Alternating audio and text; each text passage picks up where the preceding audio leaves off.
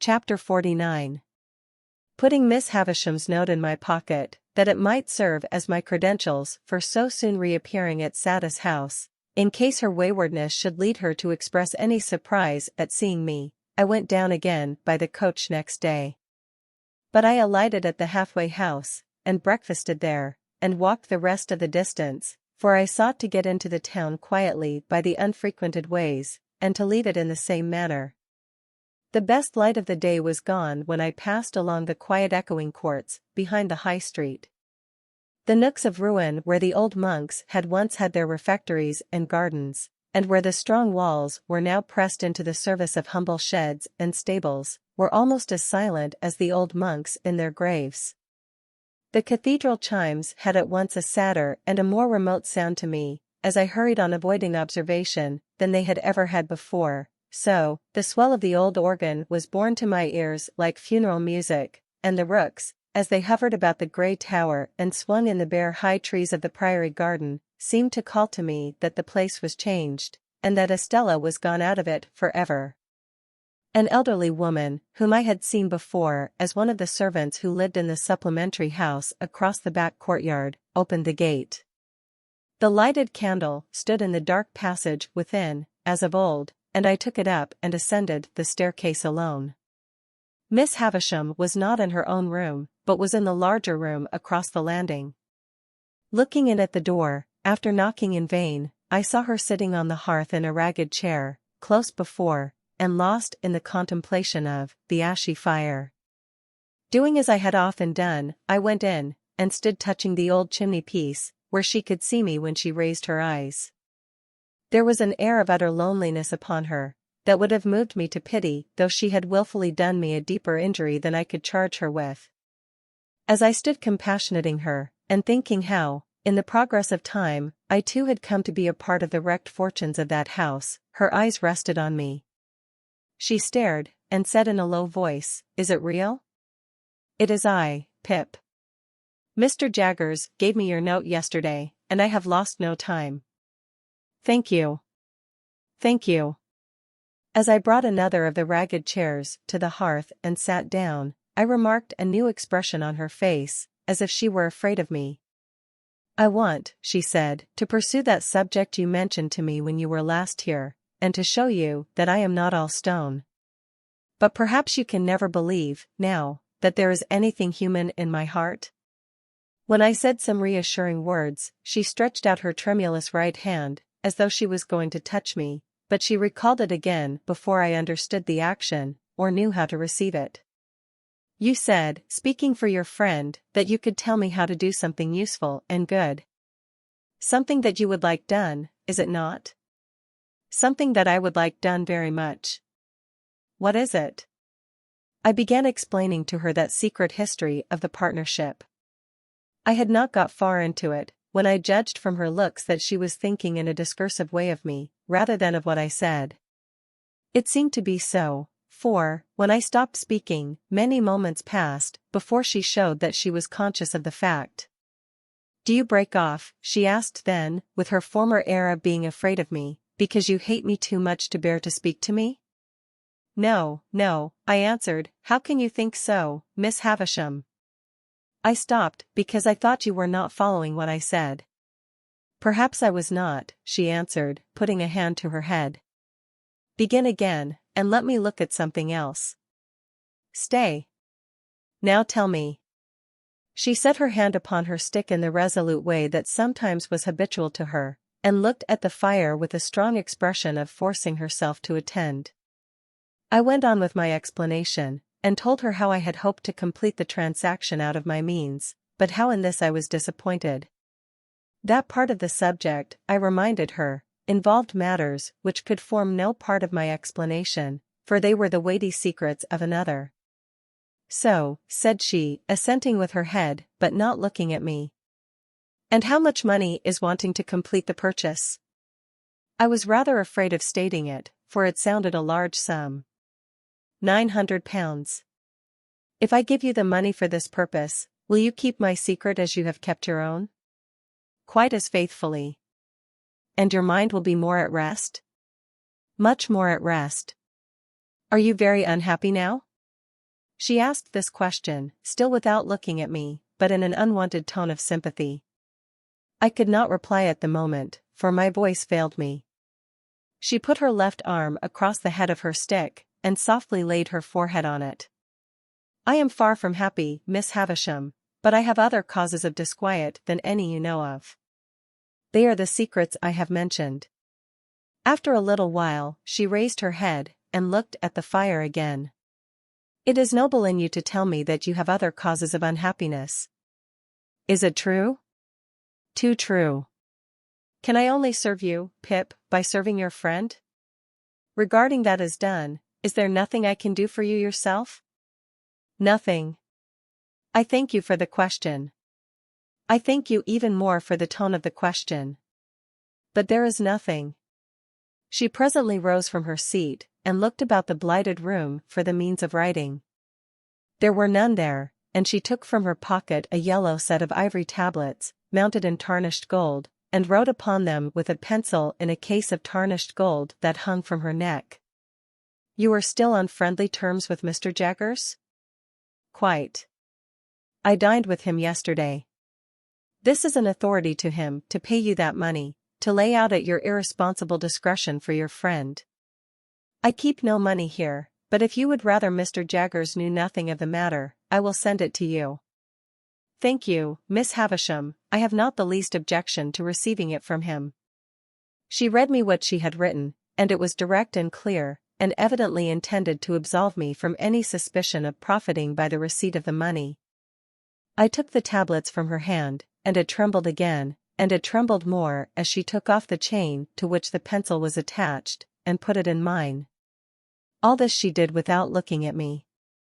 My name is on the first leaf. If you can ever write under my name, I forgive her, though ever so long after my broken heart is dust, pray do it. Oh, Miss Havisham, said I can do it now. There have been sore mistakes, and my life has been a blind and thankless one, and I want forgiveness and direction far too much, to be bitter with you. She turned her face to me for the first time since she had averted it, and, to my amazement, I may even add to my terror, dropped on her knees at my feet, with her folded hands raised to me in the manner in which, when her poor heart was young and fresh and whole, they must often have been raised to heaven from her mother's side. To see her, with her white hair and her worn face, kneeling at my feet gave me a shock through all my frame. I entreated her to rise, and got my arms about her to help her up, but she only pressed that hand of mine which was nearest to her grasp, and hung her head over it and wept. I had never seen her shed a tear before, and, in the hope that the relief might do her good, I bent over her without speaking. She was not kneeling now, but was down upon the ground. Oh, she cried, despairingly. What have I done? What have I done? If you mean, Miss Havisham, what have you done to injure me, let me answer. Very little. I should have loved her under any circumstances. Is she married? Yes. It was a needless question, for a new desolation in the desolate house had told me so. What have I done? What have I done? She wrung her hands, and crushed her white hair, and returned to this cry over and over again. What have I done? I knew not how to answer, or how to comfort her. That she had done a grievous thing in taking an impressionable child to mold into the form that her wild resentment, spurned affection, and wounded pride found vengeance in, I knew full well. But that, in shutting out the light of day, she had shut out infinitely more, that, in seclusion, she had secluded herself from 1,000 natural and healing influences, that, her mind, brooding solitary, had grown diseased, as all minds do and must and will that reverse the appointed order of their Maker, I knew equally well. And could I look upon her without compassion, seeing her punishment in the ruin she was, in her profound unfitness for this earth on which she was placed, in the vanity of sorrow which had become a master mania, like the vanity of penitence, the vanity of remorse, the vanity of unworthiness, and other monstrous vanities that have been curses in this world? Until you spoke to her the other day, and until I saw in you a looking-glass that showed me what I once felt myself, I did not know what I had done. What have I done? What have I done? And so again, 20, 50 times over, what had she done? Miss Havisham, I said, when her cry had died away, you may dismiss me from your mind and conscience. But Estella is a different case, and if you can ever undo any scrap of what you have done amiss in keeping a part of her right nature away from her, it will be better to do that than to bemoan the past through 100 years. Yes, yes, I know it. But, Pip, my dear. There was an earnest womanly compassion for me in her new affection. My dear. Believe this, when she first came to me, I meant to save her from misery like my own. At first, I meant no more. Well, well, said I hope so. But as she grew, and promised to be very beautiful, I gradually did worse, and with my praises, and with my jewels, and with my teachings, and with this figure of myself always before her, a warning to back and point my lessons, I stole her heart away, and put ice in its place. Better, I could not help saying, to have left her a natural heart, even to be bruised or broken. With that, Miss Havisham looked distractedly at me for a while, and then burst out again, what had she done? If you knew all my story, she pleaded, you would have some compassion for me, and a better understanding of me. Miss Havisham, I answered, as delicately as I could, I believe I may say that I do know your story, and have known it ever since I first left this neighborhood. It has inspired me with great commiseration, and I hope I understand it and its influences. Does what has passed between us give me any excuse for asking you a question relative to Estella? Not as she is, but as she was when she first came here? She was seated on the ground, with her arms on the ragged chair, and her head leaning on them. She looked full at me when I said this, and replied, go on. Whose child was Estella? She shook her head. You don't know? She shook her head again. But Mr. Jaggers brought her here, or sent her here? Brought her here. Will you tell me how that came about? She answered in a low whisper and with caution, I had been shut up in these rooms a long time, I don't know how long, you know what time the clocks keep here, when I told him that I wanted a little girl to rear and love, and save from my fate.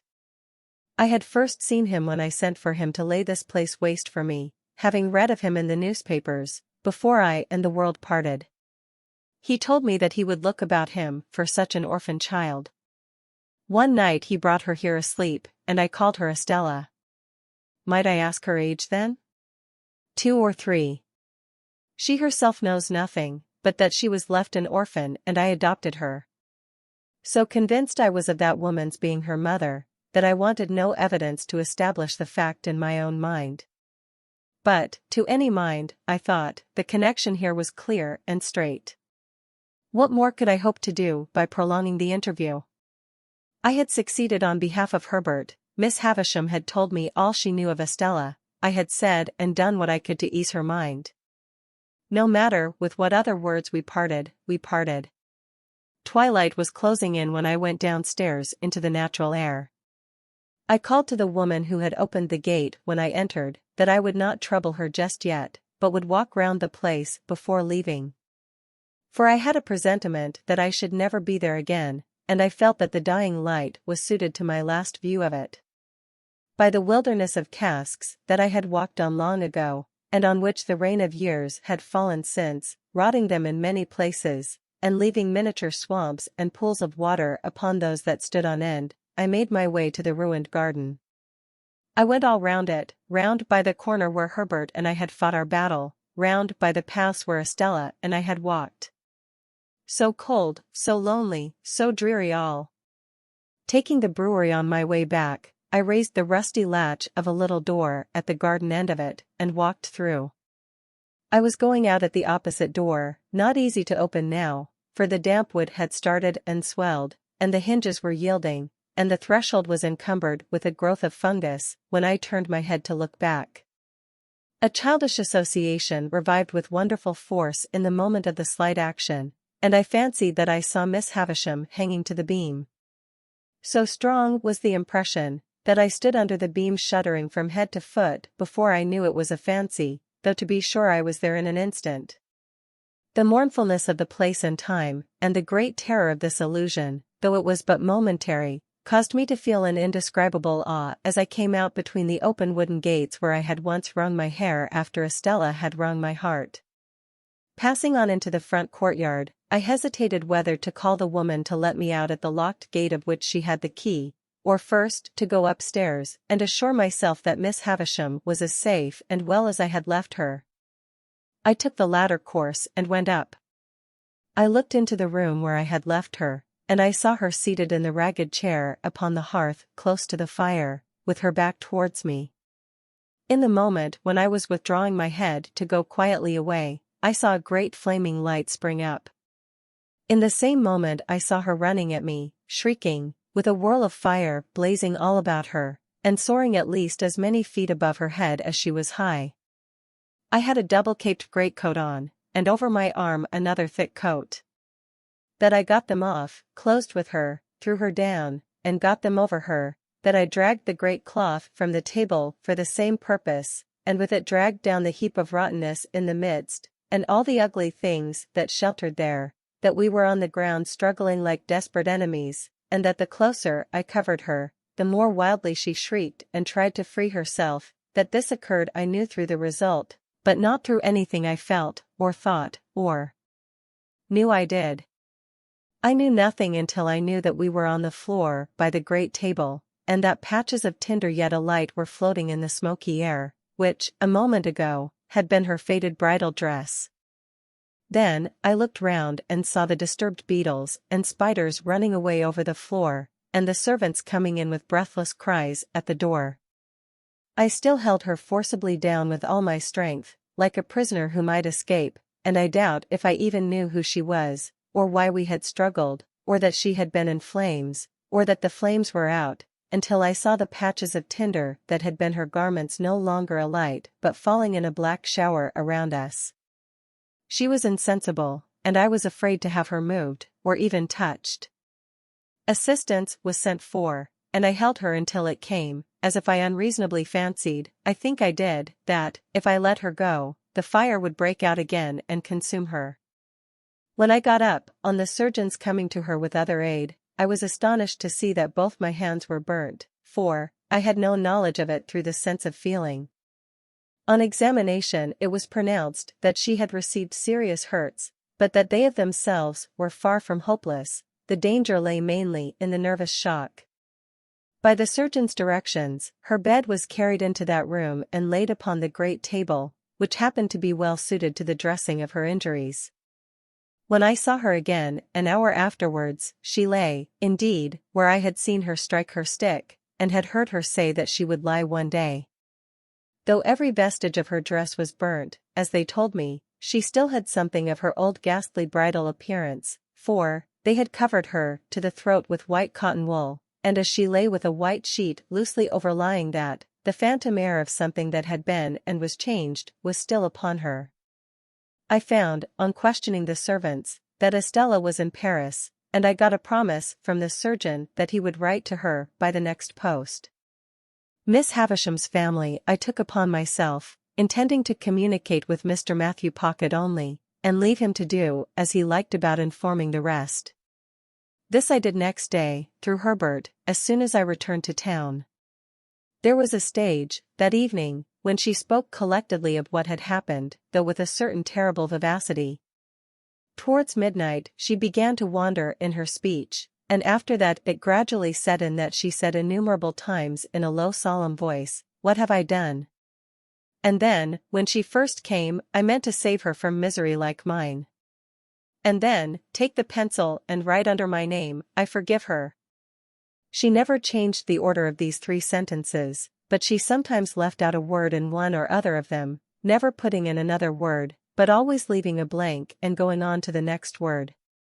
As I could do no service there, and as I had, nearer home, that pressing reason for anxiety and fear which even her wanderings could not drive out of my mind, I decided, in the course of the night, that I would return by the early morning coach, walking on a mile or so, and being taken up clear of the town. At about 6 o'clock of the morning, therefore, I leaned over her and touched her lips with mine, just as they said, not stopping for being touched, "Take the pencil and write under my name, I forgive her."